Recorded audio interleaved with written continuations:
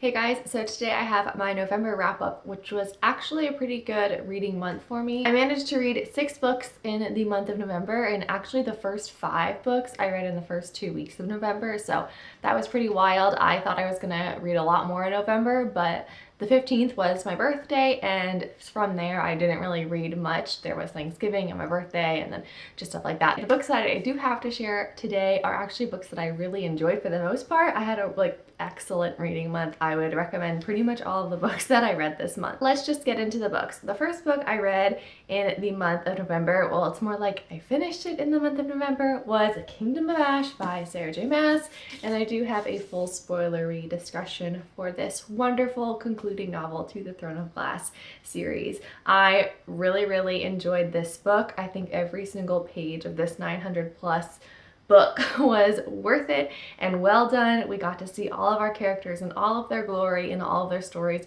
were so satisfying to read about. I just think this was a fantastic novel and I'm just so happy to have read it. And it is a little sad for me finishing this series because when I kind of came back to BookTube, it was 2 years ago, and that's when I heard about the Throne of Glass series.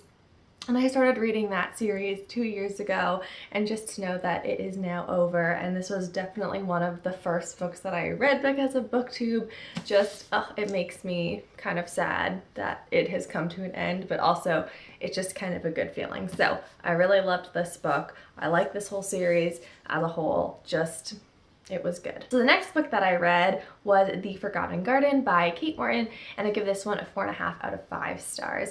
So this is only the second Kate Morton book that I've read. The first book I read was Secret Keeper by her, and I loved it. So I'm now on the hunt to read all of Kate Morton's books because I did really enjoy The Forgotten Garden as well. This is following a young woman who's traveling back to find out the past of her grandmother. She learns that her grandmother was adopted into a family, and it was this big secret. She didn't really know anything about her birth parents or why she was taken all the way from England to Australia, and it's just kind of a whole confusing mystery of her family. So she's on the quest to find out what happened with her grandmother and when she was a child and her grandmother's family, and that's how this book kind of sets off.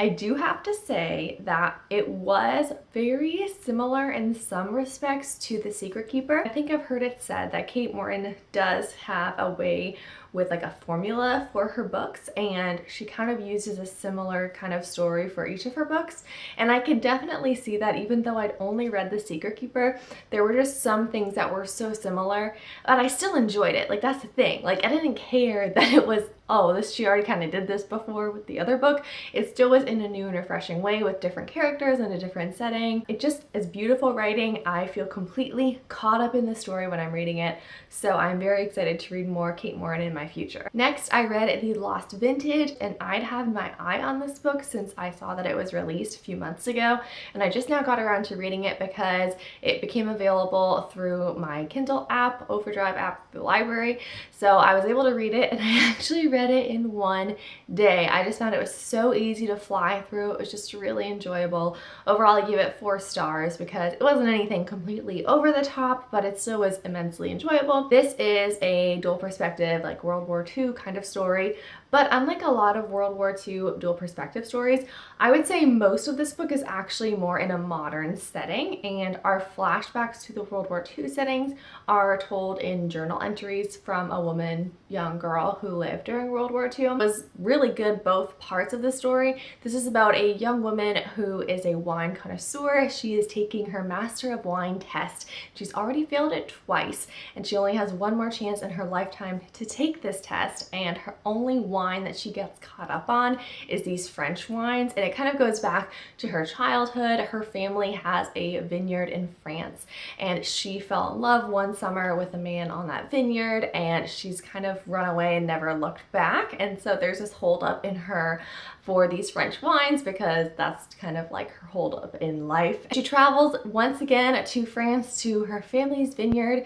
to try to learn a little more, get a little more experience with these French wines in preparation for her big Master of Wine test, and uncovers these family secrets that have been hidden for so long, and she's trying to unearth them. She also reunites with her past love, and it's just so good. I had so much fun reading this book, especially reading it in one day. I was able to just stay immersed in the whole story the entire day, and I love when I can just sit down and read a book in its entirety. I think it adds so much to the story and you're able to get so much more invested. So definitely loved it and would recommend.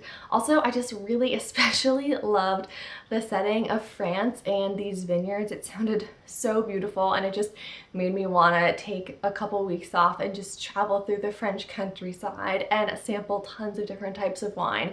I mean, I have never wanted a glass of wine more than when I was reading The Lost Vintage, so it had a very strong effect on me. Next, I read Illuminae. Illuminae is the first book in the Illuminae files. This is a young adult sci-fi story told in a variety of different manners. It's all through different chat logs, through data entries. It's a very different format for this book. I think it was 600 pages, but I flew through this book in 2 days. This is a fantastic story that goes in so many different directions that I would love to be able to talk about, but they're kind of more surprises as they happen, so you can't really say much more than the basic synopsis to start. But let me tell you, things unfold in ways I did not expect. It was so surprising to me, and I'd heard such good things about this. I knew I would love it because I do like a sci-fi element, and I've heard it was fast-paced, and I really was intrigued by the format of the story.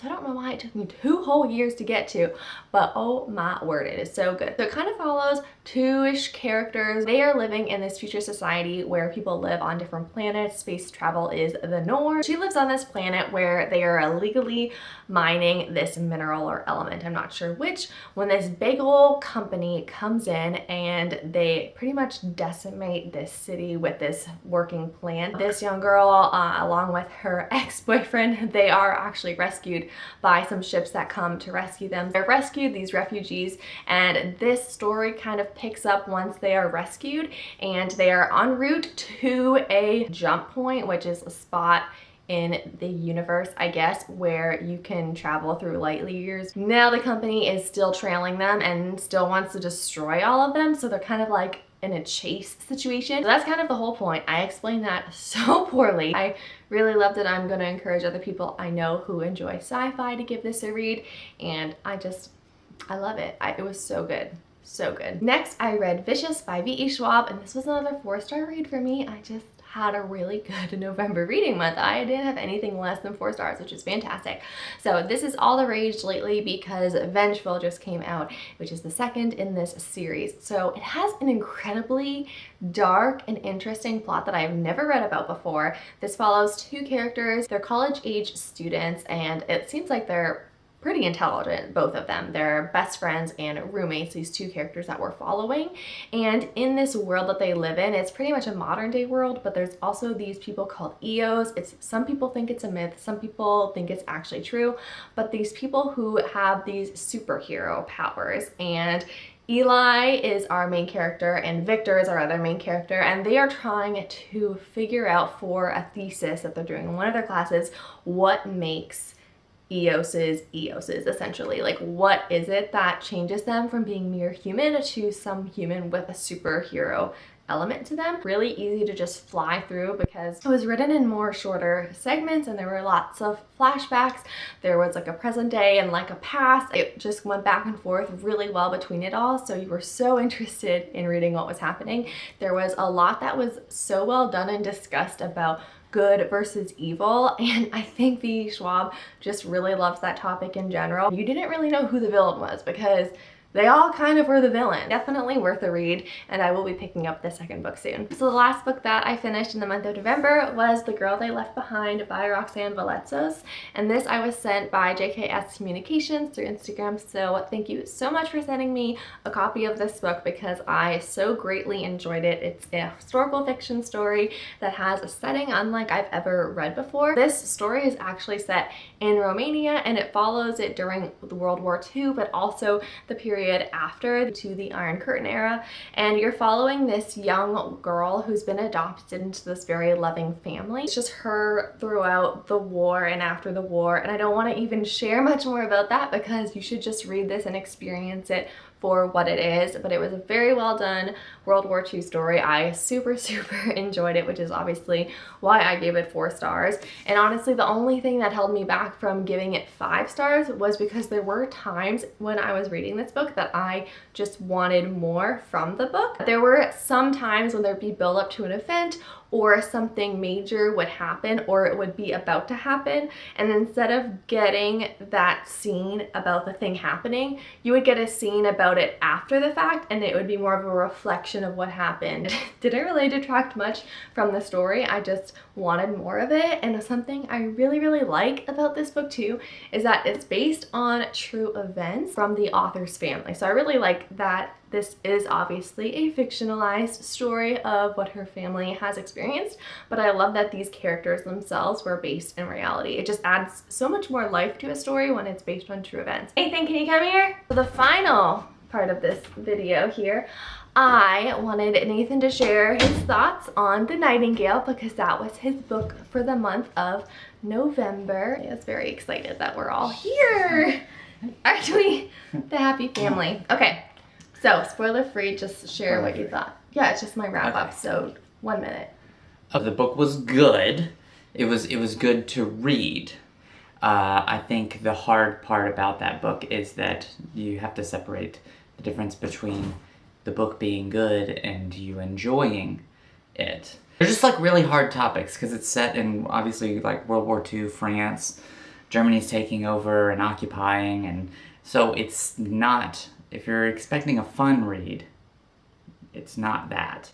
But it's a good piece of literature. Obviously, I'm connected to the characters and you want to see good things happen to them and you can identify with all of the characters. But it starts getting bad and it just kind of goes from there. So I enjoyed it. I just don't know if I can do that type of yeah, so it's a learning process. He's not necessarily like one that I will put all my World War II historical fiction reads on because they are very heavy. If you know the Enneagram, he's a 2, which is like the helper, and so he's very strongly empathetic. I don't know how else to phrase that. Yeah, so for him, even more so than me, like I can read it and just appreciate the literature of it and the history behind it and the just like being able to read someone struggle and like acknowledging that. But for him, he gets way too attached and it just like frustrates him too much that he like can't enjoy it at all. Yeah. So just kind of know yourself, I guess, when going into these kinds of books.